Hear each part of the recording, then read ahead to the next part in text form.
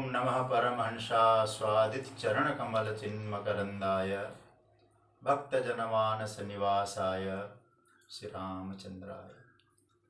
भगवत प्रेमीजन सादर जय श्री कृष्ण। आज अक्षय तृतीया का परम पुण्य पर्व है और हम लोग इसे परशुराम जयंती के रूप में भी मनाते हैं।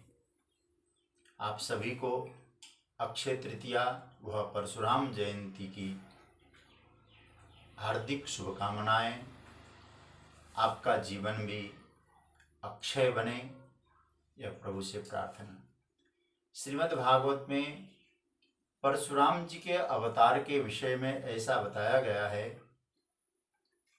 कि अवतारे षोडश में पश्यन् ब्रह्मद्रोह नृपान् त्रिसप्तकृत कुपितो निक्षत्रान् मकरोन्महीन। कि ब्रह्म 24 अवतारों में जो 16वां अवतार है वो परशुराम जी का है, जिन्होंने ब्राह्मण, गाय, वेद के जो विरुद्ध आचरण करने वाले, उनसे द्वेष करने वाले क्षत्रिय है, उनका उन्होंने 21 बार संहार किया। ऐसे परशुराम जी को हम वंदन करते हैं। कभी कभी परशुराम जी के विषय में रामचरितमानस के आधार पर लोगों में कुछ भ्रांतियां भी है कि परशुराम जी का जब भी वर्णन मिलता है, जैसे लक्ष्मण परशुराम संवाद है, वहाँ ऐसा बताते हैं कि परशुराम जी क्रोध करने में माहिर है। तो कभी कभी कुछ लोग तो कहते समाज में लौकिक व्यवहार में भी क्रोधी व्यक्ति दिखाई देता है, तो लोग कहते हैं ये तो परशुराम है, लेकिन यह हकीकत नहीं है। परशुराम जी का जो आचरण है उस विषय में हम तो यही जानते हैं, कोई ये अवतार कोटि के महापुरुष है, अवतारी है। ठाकुर जी स्वयं अवतार रूप में परशुराम जी के रूप में प्रकट हुए हैं। इसलिए कभी कभी हमें चिंतन करना है।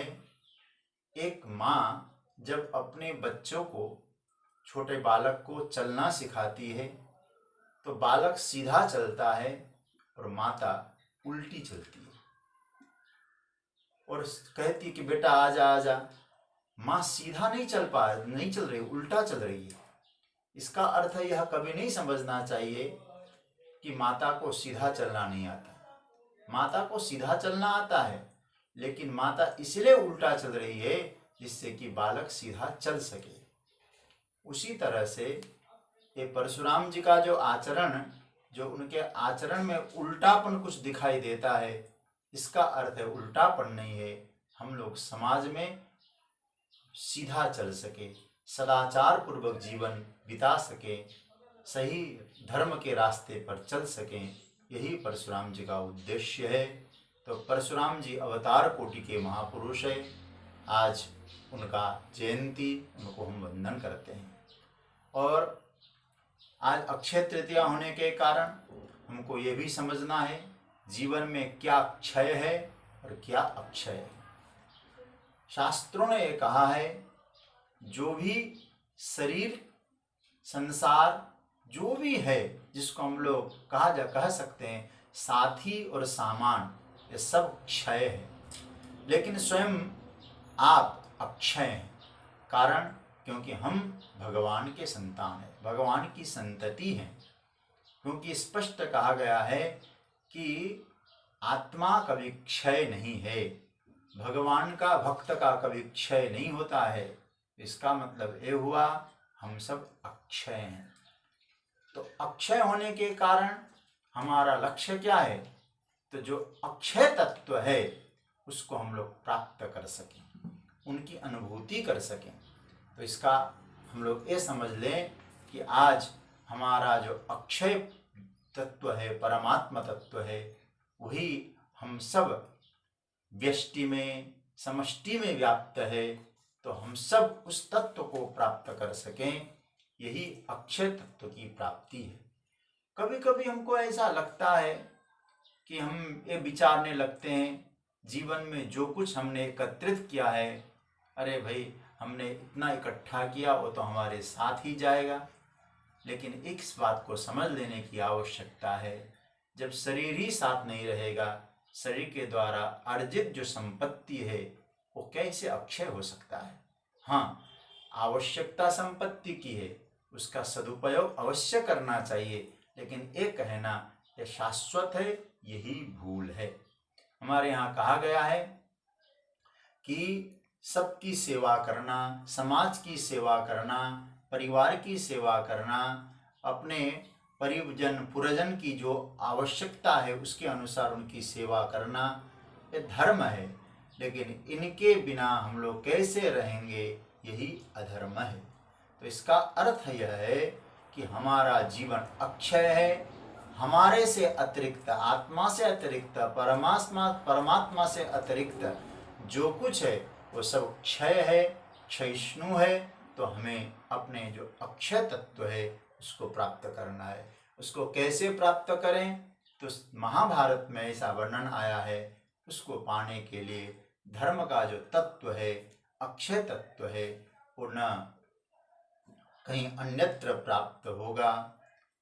केवल महापुरुष जिस मार्ग से गए, जो मार्ग हमको बताया, उसी मार्ग से ही हमें अक्षय तत्व प्राप्त हो सकता है।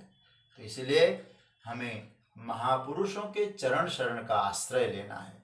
जो उन्होंने मार्ग बताया है उसी मार्ग पे हमें चलना है, और चलकर अवश्य ही हम उस परम तत्व को प्राप्त कर सकते हैं।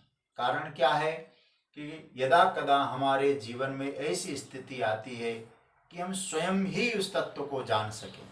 लेकिन एक बात तो समझने की आवश्यकता है कि व्यक्ति प्रयास से उस तत्व को नहीं पा सकता, प्रसाद से पा सकता है।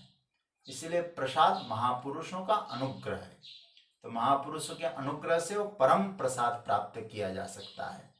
क्योंकि हमारे शास्त्रों में, हमारे जितने भी ऐतिहासिक जो ग्रंथ है, धार्मिक ग्रंथ है, उनमें ऐसा कोई उदाहरण नहीं मिल पाता है कि जो किसी संत सद्गुरु के आश्रय के बिना कोई परम तत्व को, परमात्मा को प्राप्त किया हो। संत का आश्रय आवश्यक है, गुरुजनों का आश्रय आवश्यक है। ऐसा कहा गया है कि हम अकेले चलेंगे, अकेले ही उस छलांग लगा के हम तत्व को प्राप्त कर लेंगे, ये तो केवल दिवा स्वप्न की तरह होता है। क्योंकि कहा भी गया है कि रास्ते की तकलीफें उनसे पूछिए जनाब जिसके साथ कोई हम सफर नहीं होता। तो इसका अर्थ यह है, गुरुदेव संत सद्गुरुजन हमारे हम सफर की तरह हमारा हाथ पकड़कर उस परम तत्व तक पहुंचाते हैं। तो उनका आश्रय लें, गुरुजनों का आश्रय, संतों का आश्रय, उनके आश्रय से ही हम लोग जीवन का जो परम तत्व है उसकी उपलब्धि कर सकते हैं। गुरुजनों का आश्रय बहुत आवश्यक है।